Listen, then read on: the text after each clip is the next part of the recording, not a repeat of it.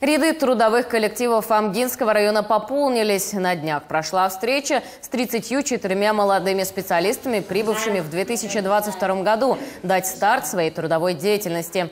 Встреча с молодыми людьми прошла в теплой и дружеской обстановке. Коллектив Центра социально-психологической поддержки семьи и молодежи организовал для них тренинги и разные игры, где они поближе познакомились друг с другом. На встрече с главой района Степаном Кузьминым начальники управлений и организаций поприветствовали молодых специалистов и пожелали им терпения и удачи в начале нового этапа их жизни. Данное мероприятие мы проводим ежегодно. Мы искренне радуемся, когда приходят вот такие молодые, амбициозные, энергичные молодые люди. И очень верим, что они все успешно закрепятся в нашем районе. Как только закончил учебу, сразу поступил на работу в Битюнский наслег, Битюнскую школу. Организовал кружок, научный кружок «Юный этнограф».